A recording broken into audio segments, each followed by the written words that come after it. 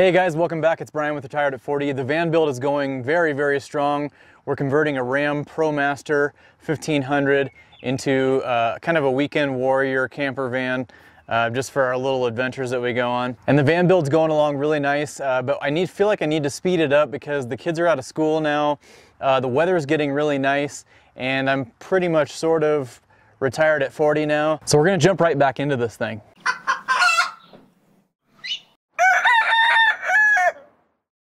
So we left off kind of just building the frame or the box of the cabinet. I've actually got my layout figured out now. It's going to have to incorporate all of our solar, our plumbing, our sink, give us a little area to do food prep, and then we also want our battery bank and everything to be in there. So let's get into this. So let's get this power inverter in here, and this is the one that I got sent for free from the company, so I want you to know that, like, just as a full disclosure, I'm not necessarily promoting it in any way. I have used it, it works just fine. I'll put a link down below if you want to take a look at it.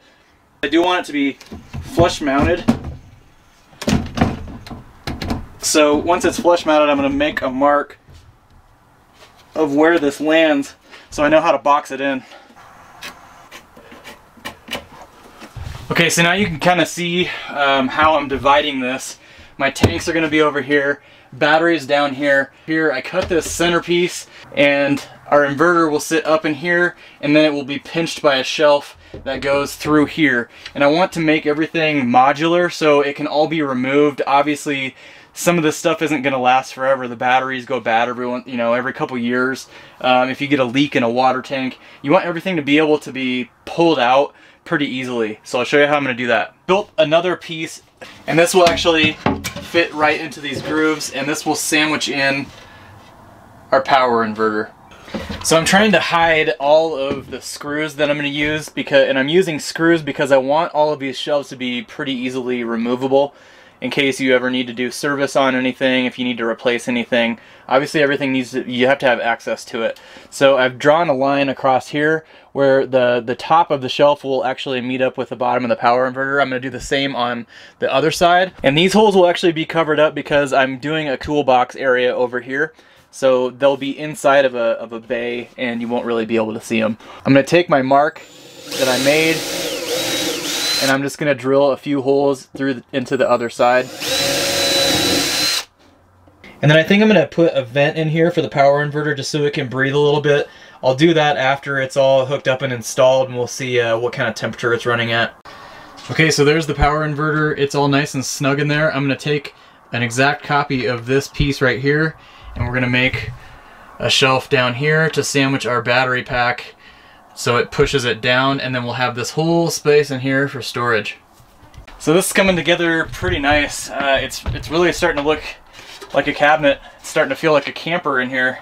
So here's my other shelf that I just did, and my battery bank. I'm going to have two of these exact batteries. They'll sit side by side here, and then I'm going to make some kind of strapping system that will go over them and keep them in place. And then I'm actually just going to build two little cleats on the wall, I think, to hold this shelf up, and that way it can pull off real easy. But this will kind of give you the idea of what it'll look like. Okay, so here's our first cleat. I'm just going to liquid nails and then put a couple screws in this. Here is the second cleat. Two cleats on the wall, and then this will just sit on top of it. So the next thing we're going to do is just kind of box in the center part, and then this, because they're going to show when you put the door on. So just cut a small strip, and I sanded it down, and it's got a little bit of liquid nails on the back, and then I'm just going to pop a couple nails in it. So for this one, we're actually just going to pin nail it on the sides because we want this shelf that's holding in the inverter, we want that to be able to fall down so we can access it if we need to. So you want this piece separate from the shelf. And then on this side, we're going to continue this same pattern across here so you have a symmetrical looking cabinet. But I'm going to make a backing piece that goes back behind here, and then I'm going to nail those together and glue them from the back, and then nail them from the back, and then we have a nice solid piece because I've got something special that I've got an idea of what I want to do on here. For my surprise, I found a little piece of drop-off piece from this countertop.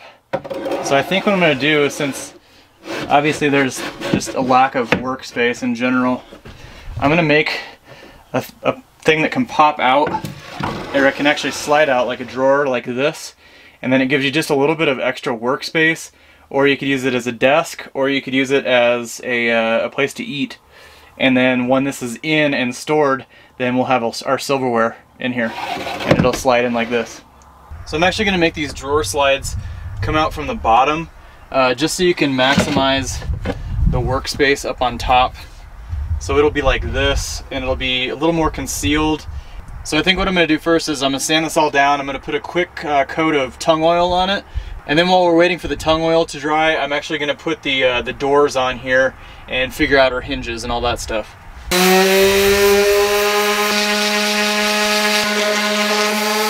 So this is the tung oil that I use. The reason I like tung oil is it's not actually a stain, it's just a protectant.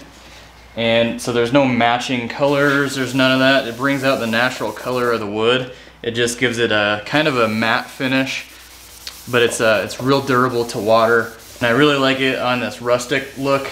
We like this beat up kind of rustic look, and it matches the rest of kind of what we're going for. So tung oil works really well for that. While we're waiting for that to dry, I'm gonna go work on our cabinet doors. And by the time we're done working with that, this should be dry and we can come back to the slide out. So here's a couple tips for you when you're building cabinets, cabinet doors in particular. When you're making a couple doors or a few doors or however many doors that are all right next to each other, try and keep the same piece of wood. That way you have a nice uniform look. When these close together, you're still gonna be able to see all of this grain in one continuous grain. And if you're planning on keeping the natural look of the wood, it really makes it look a lot nicer. The second big thing you wanna do is make sure that you have an equal reveal, what they call a reveal, all the way around. And what the reveal is basically the amount of frame that you can see all the way around. And then if you're cutting this on a table saw or with a skill saw, which you most likely are, always cut the side that you want to be the finished side. Cut that facing down, because the blade, if you don't have the correct kind of blade, or if your blade is not completely sharp, it's gonna wanna, it'll have a tendency to splinter on this nice side. So you want that down, and that way you'll have a nice clean cut on that side. If it splinters at all, it'll be on the back side and you can cover it up a little bit easier.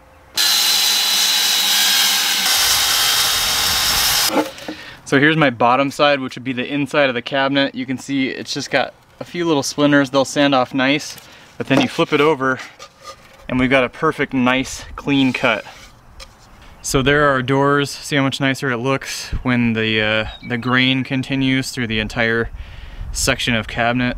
And then before you get these installed, take a nice square, like this is a drywall square, and make sure that all of your cuts are nice and square before you hang them up.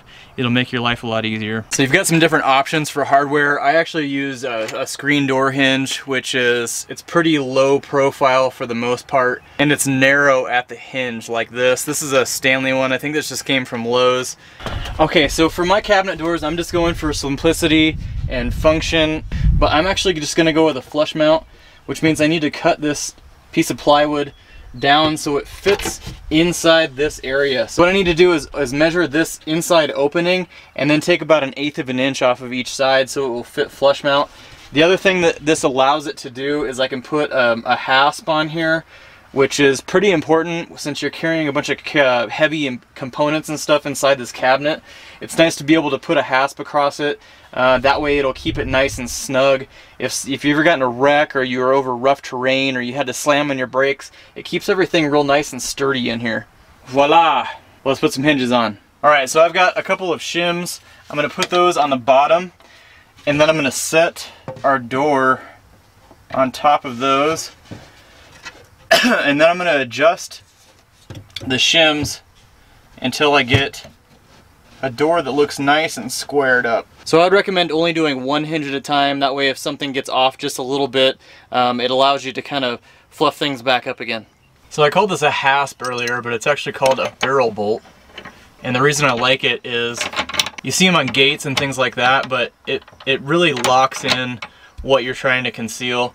And when you've got 50-pound batteries, or when you've got water tanks that are full over here, it really makes everything so it's a lot more secure. Not too bad, let's do another side.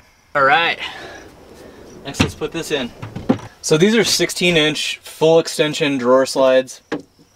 I like the full extension because they come out past where the end of the frame of the cabinet stops.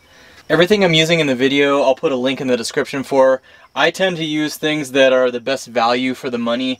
So what I use is not always the cheapest option. For me, I like to get the most quality I can for the least cost. I built a cleat that will go in the back on the back wall. We'll attach that to the back of the cabinet, to a couple more pieces of wood that are glued and screwed from the back.